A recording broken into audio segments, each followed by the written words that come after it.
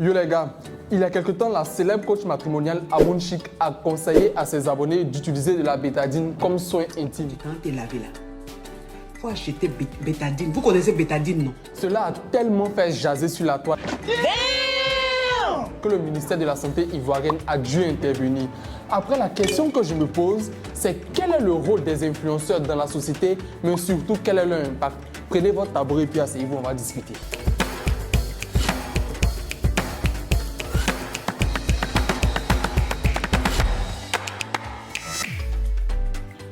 Déjà, j'aimerais qu'on parte sur la définition d'un influenceur. Notons qu'un influenceur, c'est quelqu'un qui influence l'opinion et la consommation de son audience via les réseaux sociaux. Donc récemment, la célèbre coach matrimoniale aux millions d'abonnés Amoun Chic a conseillé à ses abonnés féminins d'utiliser de la bétadine comme soin intime. Cela a créé une vague d'indignation sur les réseaux sociaux. Le Congo, ça est versé. Et le ministère de la Santé ivoirienne a dû intervenir en disant que la bétadine ne doit pas être utilisée comme soin intime car cela peut vous mener à la stérilité. Son pH n'est pas neutre et il peut créer des écoulements vaginaux incurables.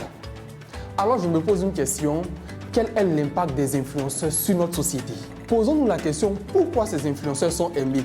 Tout simplement, contrairement aux célébrités d'avant, ces influenceurs sont beaucoup plus proches de leur communauté. Ils sont authentiques, ils parlent de leur vie, ils font rêver, ils font divertir. Mais malheureusement, ils abordent des sujets dont ils ne sont pas toujours experts et leurs paroles sont prises pour paroles d'évangile.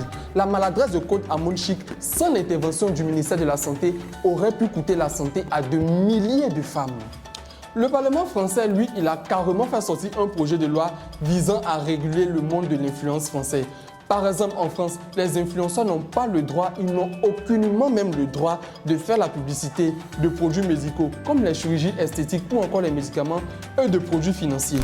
Yo les gars, c'est bien que l'État prenne ses responsabilités, oui, mais est-ce réellement le rôle des influenceurs d'éduquer la société? Posons-nous les bonnes questions. Oui, c'est vrai, il y a de bons influenceurs, comme par exemple Investir au pays, qui nous fait de l'éducation financière, Crazy Sally et Abenia Africa, qui changent le regard que les gens ont sur l'Afrique avec leur reportage voyage, Candy Côte d'Ivoire, qui nous fait de superbes capsules sur l'histoire profonde de la Côte d'Ivoire, Afro Foodies, qui change le regard que les gens ont sur la gastronomie ivoirienne avec son concept Abidjan Restaurant Week. Tout ça, c'est bien, mais en fin de compte, les réseaux sociaux ne sont-ils pas un moyen de divertissement? Question.